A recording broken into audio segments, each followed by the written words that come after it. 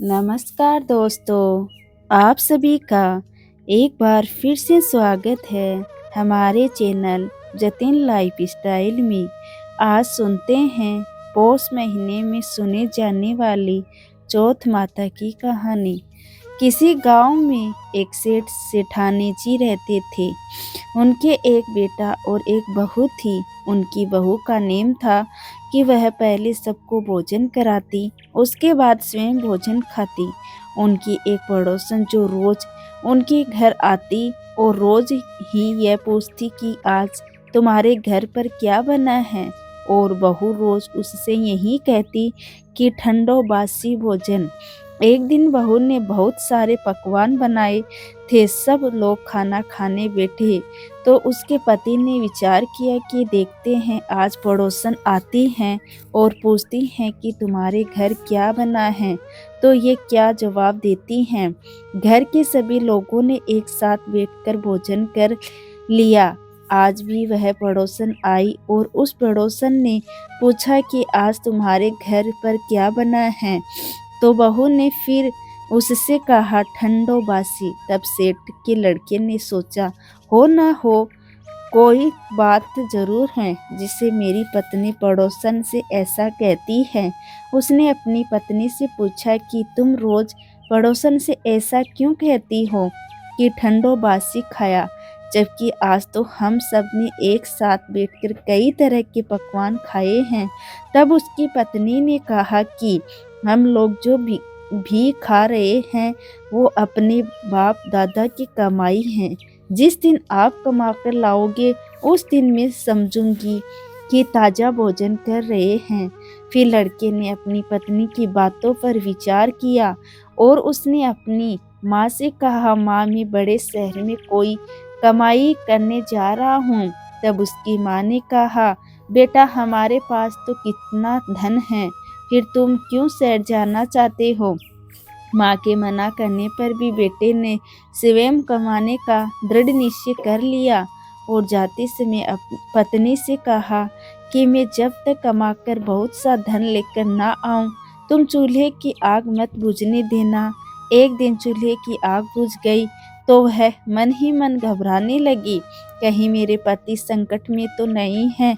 जल्दी से पड़ोस से आग लाकर चूल्हे में रख दी। ऐसा विचार करके बहू पड़ोसन के गई।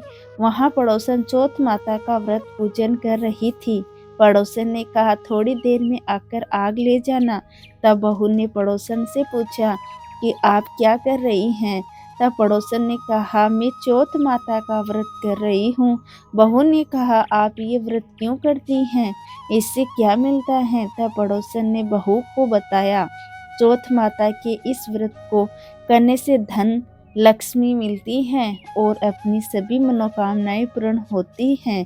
पड़ोसन की ये बातें सुनकर बहू का भी मन हुआ कि वह भी चौथ माता का व्रत करे। अब बहू भी चौथ माता का व्रत करने लगी। दीवार पर चौथ माता बनाई और चौथ माता व्रत के दिन गुड़ का चूरमा बनाकर रात को चंद्रमा पर अर्घ देकर भोजन करने लगी। ऐसा करते करते बहुत दिन हो गए। चौथ माता ने उस बहू के पति को सौंपन दिया कि साहूकार का बेटा तू जागे कि सोवे, तेरी पत्नी तुझे बहुत याद कर रही है, घर जाकर उसकी चिंता मिटा।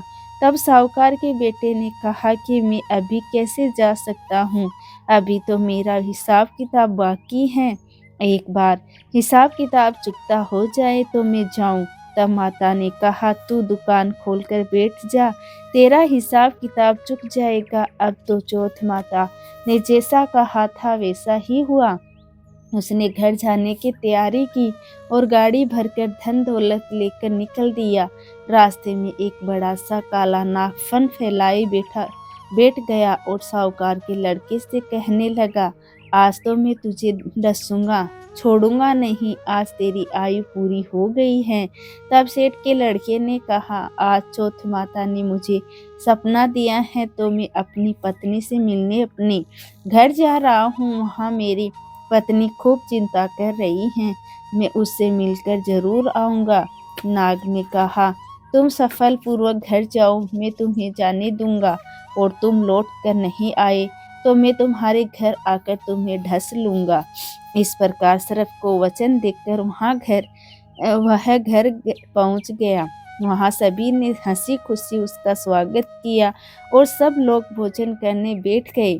साहूकार का लड़का बहुत उदास था, तो उसकी पत्नी ने पूछा कि क्या हुआ, तुम उदास क्यों हो? काले नाग वाली सारी बात अपनी पत्नी को बताई और लड़के ने कहा, यदि मैं उसके पास नहीं गया तो वह घर आकर मुझे ढस लेगा। लड़के की पत्नी बहुत चतुर थी, उसने कहा कि आप घबराओ नहीं, लेट जाओ, मैं एक उपाय करती हूँ। पत्नी ने कमरे की 7 पेड़ी धोई। पहली पेड़ी पर रेत, दूसरी पर इत्र, तीसरी पर गुलाल, चौथी पर कंकु केसर, पांचवी पर लड्डू पेड़ा, छठी पर गद्दी गद्दी गलेजा और 7वीं पेड़ी पर दूध का कटोरा भर कर रख दिया।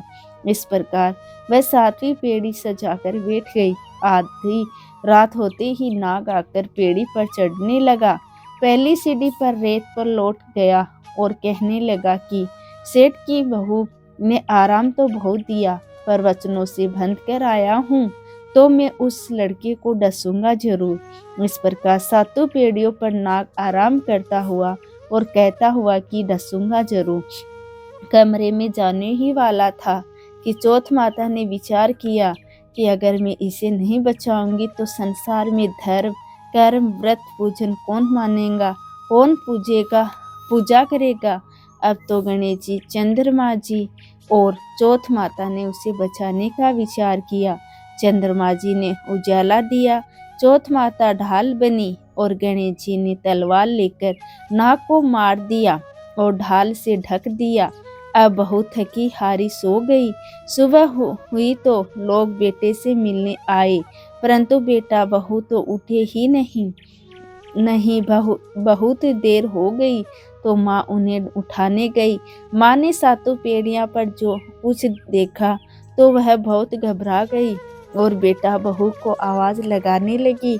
बेटा बहू उठे तो देखा कि एक ढाल तलवार वहां पड़ी है। जब बहू ने ढाल उठाई तो काला नाग मरा हुआ पड़ा था। बेटा बहू ने सोचा, आज तो धर्म कर्म करने से हमारी रक्षा हुई है। भगवान गणेश और चौथ माता ने हमारी रक्षा की है कि हे चौथ माता, जैसे आपने सेठ के बेटे बहू की रक्षा की, वैसे ही अपने सभी भक्तों पर अपनी कृपा बनाए रखना, उनकी सदा रक्षा करना। तो दोस्तों, कैसी लगी आज की हमारी यह कहानी? कमेंट करके ज़रूर बताएं और साथ ही साथ मेरे चैनल जतिन लाइफ स्टाइल को सब्सक्राइब करना ना भूले। धन्यवाद दोस्तों।